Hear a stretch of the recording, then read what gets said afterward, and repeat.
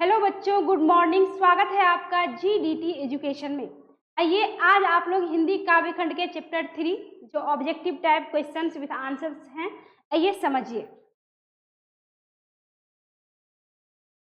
आपका पहला क्वेश्चन है, तुलसीदास जी का जन्म कब हुआ था? उत्तर होगा 1543 ईस्वी। नेक्स्ट है, तुलसीदास जी का निधन कब हुआ था? तो बच्चों निधन हुआ था आपको 1623 ईस्वी में। अगला क्वेश्चन है, तुलसीदास का जन्म स्थान कहाँ है? तो पता है आप लोगों को, राजापुर बांदा, उत्तर प्रदेश। नेक्स्ट, तुलसीदास के माता पिता कौन थे? तो माता पिता थे हुलसी एवं आत्माराम दुबे। नेक्स्ट है, तुलसीदास की पत्नी कौन थी? तो पत्नी थी रत्नावली। पत्नी कौन थी बच्चों? रत्नावली। अगला क्वेश्चन है, तुलसीदास का पालन पोषण किसने किया था? चुनिया ने। मैं बताई थी आप लोगों को कि चुनिया नामक दासी ने जो है उसका पालन पोषण किया था, क्योंकि जन्म के तुरंत बाद ही उनके माता पिता उनको त्याग दिए थे, तो चुनिया ने पालन पोषण किया था। अगला है, तुलसीदास के दीक्षा गुरु कौन थे? नरहरिदास जी।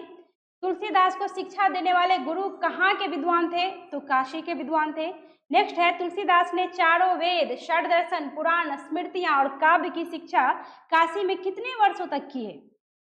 तो उत्तर है 15 वर्षों तक। अगला है, काशी में विद्या अध्ययन के बाद जन्मभूमि आकर तुलसीदास क्या बने? तो वो कथावाचक व्यास बन गए, यानी वहां से आने के बाद वो कथा करने लगे।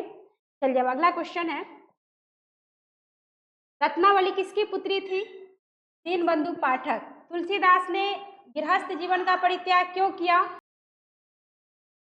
पत्नी से फटकारे जाने पर। अगला है, तुलसी का अस्थायी निवास स्थान कहाँ था? काशी में था बच्चों। अब्दुल रहीम खान खाना, मान सिंह, नाबादास, दार्शनिक मधुसूदन सरस्वती, टोडरमल से तुलसीदास का कैसा संबंध था? तो मित्रता का संबंध था बच्चों। और ये सभी जो जितने सारे व्यक्ति हैं, सभी मुगल राज दरबार के कार्यकर्ता थे, वहां के सेनापति थे। अगला है, विनय पत्रिका किसकी रचना है? तो विनय पत्रिका तुलसीदास जी की रचना है। नेक्स्ट क्वेश्चन है,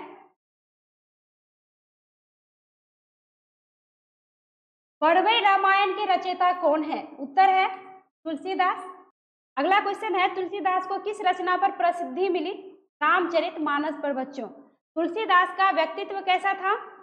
विनम्र, मृदुभाषी, गंभीर और शांत, यानी एकदम विनम्र स्वभाव के थे, मृदुभाषी, मधुर बोलते थे, गंभीर थे और शांत थे। किस पद के उच्चारण से तुलसीदास रोमांचित हो उठते थे? तो उत्तर होगा राम, यानी राम शब्द के रा पद, यानी रा पद को सुनते ही वो क्या हो जाते थे? रोमांचित हो उठते थे, आनंदित हो उठते थे। अगला क्वेश्चन है, कितने वर्ष की अवस्था में उन्होंने मानस अर्थात रामचरितमानस लिखना प्रारंभ किया? तो बच्चों उन्होंने 31 वर्ष की अवस्था में जो है रामचरितमानस को लिखना प्रारंभ किया था। आइए अगला क्वेश्चन समझिए। अगला है, तुलसीदास को रामचरितमानस लिखने में कितना समय लगा? बच्चों याद रखिएगा इसको, 2 साल 7 महीने 26 दिन। नेक्स्ट है, रामलला नहचू के रचयिता कौन है? तो रचयिता है तुलसीदास जी। तुलसीदास बचपन में किसके द्वारा त्याग दिए गए थे? अपने माता पिता के द्वारा। तुलसीदास की पालिका माता कौन थी? चुनिया नामक दासी। जब तुलसी अनाथ हो भटक रहे थे तो उन्हें आश्रय कौन दिया था? बच्चों उन्हें आश्रय दिया था गुरु नरहरि दास ने। अगला क्वेश्चन है, तुलसीदास जी किस काल के रचनाकार थे? ठीक है, मध्यकाल के रचनाकार थे। नेक्स्ट है, तुलसीदास किस भक्ति धारा के कवि थे? बच्चों वो सगुण भक्ति धारा के कवि थे। मैंने बताया था आप लोगों को, भक्ति धारा भी 2 प्रकार की होती है, एक सगुण और दूसरा निर्गुण। सगुण भक्ति धारा वो जिसमें आप किसी आकार की कल्पना करके या आकार को देखकर पूजा पाठ करते हैं। जैसे हम लोग दिवाली, दशहरा, छठ होता है तो मूर्ति बनाते हैं, या फोटो घर में होता है उसकी पूजा करते हैं। हाँ, तो ये हुआ सगुण भक्ति धारा, जो देखकर, कल्पना कर कर, महसूस करते हैं, देख के आनंदित होकर पूजते हैं, ये हुआ सगुण भक्ति धारा। और निर्गुण हुआ जिसका कोई ना आकार, न रंग, न रूप, कुछ भी नहीं, यानी जो अकल्पनीय हो, अर्थात जो निराकार हो, निराकार, यानी जिसका कोई आकार नहीं हो, उसी को कहा जाता है निर्गुण भक्ति। तुलसीदास जी कौन भक्ति धारा के कवि थे? सगुण भक्ति धारा के कवि थे। आगे है, राम भक्ति शाखा के प्रधान कवि किसे माना जाता है? तुलसीदास को माना जाता है। तुलसीदास जी किस भाषा में रचना करते थे? याद रखिएगा बच्चों, अवधी और ब्रज भाषा में रचना करते थे। क्वेश्चन है, गोस्वामी जी को किसका अवतार कहा गया है? तो गोस्वामी जी को जो है वाल्मीकि का अवतार कहा गया है। चलिए नेक्स्ट क्वेश्चन है, गोस्वामी जी का जीवन किस तरह गुजरा? तो यातना और संघर्ष में गुजरा। बताइए आप लोगों को, मैंने बताया था कि जन्म के बाद माता पिता त्याग देते हैं, उसके बाद जिस गुरु ने उनको जिस माता ने उनको पाला यानी चुनिया नामक दासी ने, वो भी कुछ वर्षों के उपरांत मर जाती है, स्वर्ग सिधार जाती है। उसके बाद जो गुरु उनको आश्रय देते हैं वहां भी उनको भिक्षाटन करके यानी भीख मांग के अपना पेट भरना पड़ता है। और उसके बाद सबसे दुखद घटना तो ये था कि वो जिस पत्नी से इतना प्रेम करते हैं वह पत्नी भी उनको फटकारती है, जिसके कारण वो विरक्त बन जाते हैं यानी अपने गृहस्थ जीवन का त्याग कर।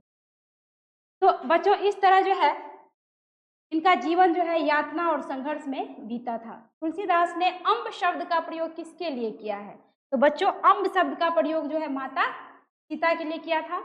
आगे है, तुलसीदास अपनी करुण कथा किसके पास पहुंचाना चाहते हैं? तो वो अपनी करुण कथा, दुख भरी कथा भगवान राम के पास पहुंचाना चाहते हैं।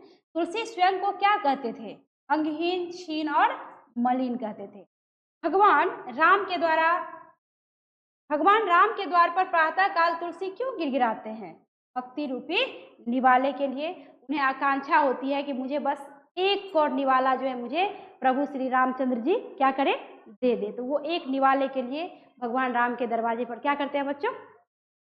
रटते हैं। भगवान राम के दरवाजे पर जो है उनका नाम रटते हैं और गिड़गिड़ाते हैं। अगला क्वेश्चन है, तुलसीदास ने कलयुग को क्या कहा है? तो कलयुग को उन्होंने भयानक और कष्टदायी कहा है, क्योंकि सबसे ज्यादा कष्ट और पाप अगर किसी युग में है बच्चों तो कलयुग में है। आगे है, तुलसीदास ने कलयुग के लोगों को क्या कहा है? नीच और अधर्मी कहा है। अगला क्वेश्चन है, तुलसी का हृदय क्यों हहर पड़ता है? हृदय की पीड़ा से हहर पड़ता है। तुलसी ने स्वयं को कब का भूखा बताया? तो बच्चों उन्होंने जन्म जन्मांतर का भूखा बताया। अंतिम क्वेश्चन है, तुलसी प्रभु राम से कैसा भोजन प्राप्त करना चाहते हैं? तो उत्तर होगा भक्ति रूपी अमृत तुल्य। वो चाहते हैं वो ऐसा वैसा भोजन नहीं जैसे हम लोग खाते हैं, उस भोजन की उनको भूख नहीं थी। उनको भूख थी कि मुझ पे राम ऐसा कृपा करे, मेरे प्रभु राम, कि मैं उनके भक्ति में डूब जाऊं, यानी भक्ति रूपी सुधा तुल्य यानी अमृत के समान भोजन वो प्राप्त करना चाहते थे। तो आज के इस वीडियो में ये आपके जितने सारे प्रश्न थे उसके उत्तर आप लोग जान गए। अब मिलती हूँ नेक्स्ट चैप्टर लेकर बहुत ही जल्द। तो उसके लिए बच्चों आप लोग क्या कीजिए, जो नए बच्चे जुड़े हुए हैं, जो अभी देख रहे हैं, मेरे चैनल को सब्सक्राइब कीजिए, ताकि आगे जो भी वीडियो मैं अपलोड करूंगी वो आप तक सबसे पहले पहुंचेगा और आप घर बैठे आराम से अच्छा से पढ़ाई कर सकते हैं।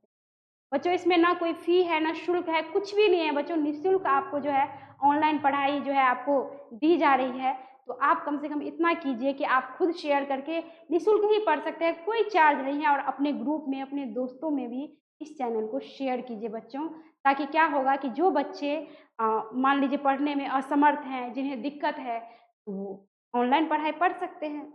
ये फ्री है, कोई चार्ज नहीं है बच्चों।